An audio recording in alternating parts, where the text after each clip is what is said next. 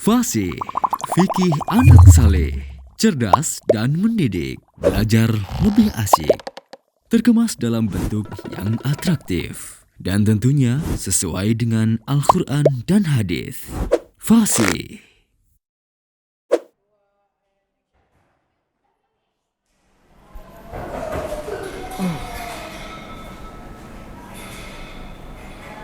Oh iya, saya kan ada janji ya, ingin memberikan materi tentang najis kepada anak-anak ini.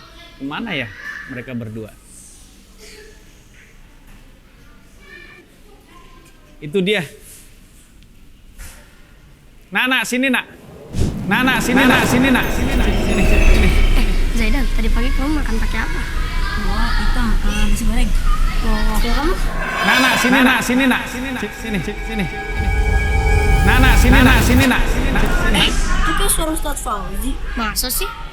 Oh iya, kan kemarin Ustadz Fauzi janji buat jelasin macam-macam najis. Ih, jangan-jangan itu bukan suara Ustadz Fauzi lagi. Jangan-jangan itu bisikan-bisikan lain. Ih, kamu mau ngajak berantem lagi? Enggak kok, aku cuma bercanda. Yuk kita datangin Ustadz Fauzi. Assalamualaikum. Waalaikumsalam warahmatullahi wabarakatuh.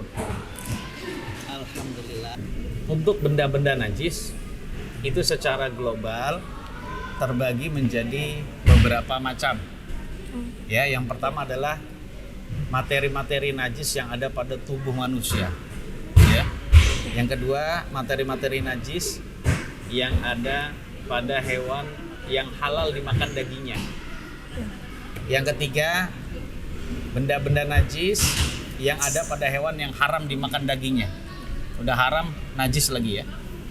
Kemudian yang terakhir adalah benda-benda najis yang ada pada selainnya. Benda najis yang ada di dalam tubuh manusia. Kalau itu gimana Ustaz? Oh, jadi gini.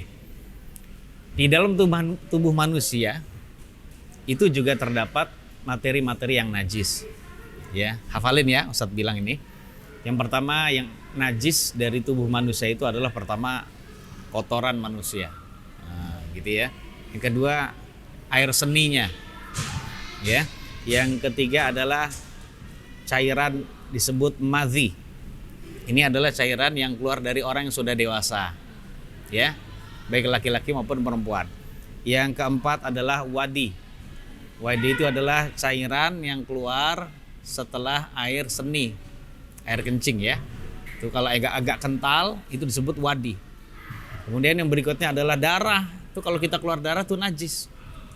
Kecuali kalau jumlahnya sedikit atau jumlahnya karena terlalu banyak itu dimaafkan darah itu. Tapi kalau dalam kondisi mungkin luka beberapa ya lebih dari beberapa tetes itu disebut najis ya. Kemudian darah haid dari wanita yang sudah dewasa. Itu juga najis. Dan yang berikutnya yang najis dari tubuh manusia adalah muntah. Habis makan muntah, berarti saat itu muntahnya itu adalah najis. Baik muntah yang sudah bercampur dengan asam lambung atau tidak ya. Itu adalah pokoknya semua yang keluar dari tubuh manusia yang berupa muntah itu adalah najis. Hukumnya sama najisnya dengan kotoran ya, seperti itu. Woi, perhatiin dong. Iya Ustadz. Dulu Idul Adha saya itu ikut kurban. Nah, keciprat darah kambing Ustadz itu najis bukan? Oke, baik. Jadi ada juga benda najis yang ada pada hewan yang halal dimakan dagingnya. Ini walaupun halal dimakan dagingnya ternyata juga ada yang najis gitu ya. Ya, dihafalkan ini Ustadz ngomong. Yang pertama, yang najis dari hewan yang halal dimakan dagingnya adalah darahnya yang mengalir. Jadi artinya saat hewan itu disembelih, maka darah yang mengalir itu hukumnya adalah najis. Ya, berarti pertanyaanmu adalah jawabannya najis. Berarti bajunya tidak boleh lagi dipakai buat sholat. Jadi kalau mau sholat diganti bajunya. Atau kalau mau pakai baju itu sih boleh, cuman harus dicuci lagi. Cuci dulu bagian terkena najis saja. Karena yang najis adalah yang terkena cipratan atau percikan najis itu ya. Itu satu. Tapi nggak cuma itu aja yang ada pada hewan yang halal dimakan dagingnya. Yaitu yang dua adalah bangkainya hewan yang halal dimakan dagingnya. Yang disebut bangkai itu adalah hewan halal namun mati tidak disembelih dengan sembelihan yang syar'i. Contohnya mati karena apa coba? Kelindes stroke, mati karena sakit, mati karena jatuh, mati karena tercekik, mati karena habis bertengkar, atau mati karena habis diterkam oleh binatang yang buas lainnya. Pokoknya tidak disembelih dengan sembelihan yang syar'i, maka saat itu hewannya jadi najis itu. Jadi dagingnya najis, kemudian kulitnya juga najis dan isi perutnya juga najis ya, seperti itu. Berarti menunjukkan anak-anak sekalian, fungsi kita menyembelih itu untuk dua macam, yaitu untuk menghalalkan dagingnya dan semua tubuhnya itu, dan juga untuk mensucikannya. Nah kalau soalnya kalau nggak disembelih jadi najis. Baik. Dan yang terakhir, najis yang ada pada hewan yang halal dimakan dagingnya adalah bagian tubuh hewan halal yang apabila dipotong dalam keadaan hewan ini masih hidup, lagi masih hidup dipotong. Wah, nah bagian yang terpotong itu najis hukumnya. Itu hukumnya seperti bangkai kata Nabi yang mulia sallallahu alaihi wasallam. Contohnya orang jahiliyah dulu, ya, sebelum terutusnya Nabi sallallahu alaihi wasallam, atau kebiasaan orang-orang kafir dulu di zaman Nabi, itu mereka biasa itu memotong buntut hewan kambing. Hewan kambing masih hidup dipotong gitu. Nggak kasihan itu ya. Atau mereka melihat ada punuk onta yang gede gitu, dipotong dalam keadaan ontanya itu masih hidup. Ya. Walaupun hewannya tersebut adalah suci, ya, dagingnya halal, tapi ketika dipotong dalam keadaan hewan itu masih hidup, maka yang dipotong itu adalah najis apa suci tadi? Najis. Jadi nggak boleh. Sudah najis, nggak boleh dimakan ya, seperti itu. Nah, Kalau najis di hewan yang haram apa Ustaz? baik, ada juga najis yang ada pada atau berasal dari hewan yang haram dimakan dagingnya. Udah haram, najis juga ya. Yang pertama adalah tentu saja dagingnya. Semua hewan yang haram dimakan dagingnya itu najis juga. Dagingnya najis ya.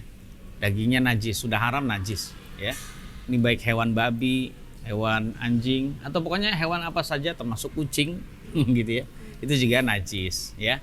Kemudian yang berikutnya adalah kotorannya. Ya, kotoran hewan yang haram dimakan dagingnya. Ini juga najis. Terus yang berikutnya adalah air kencing dari hewan yang haram dimakan dagingnya. Makanya air kencingnya kucing itu najis apa suci? Najis, iya. Hampir semua ulama bilang itu najis, maka kita hukumi najis. Cuman kita menghukumi najis kalau tahu tempat itu dikencingi. Kalau enggak ya sudah, kita hukumi itu adalah hewan yang atau benda yang suci gitu ya. Kemudian yang terakhir adalah jilatan dari hewan yang haram dimakan dagingnya. Seperti jilatan anjing, kemudian jilatan kucing besar. Kucing besar tahu? Nah, hewan-hewan bukan kucing kecil ya. Kalau kucing kecil jilatannya suci, tapi kalau kucing besar seperti singa, harimau, cheetah, macan kumbang dan lain-lain itu jilatannya najis ya, seperti itu. Nah, itulah macam-macam benda dan materi najis yang perlu kita ketahui agar kita bisa hindari, khususnya ketika lagi sholat.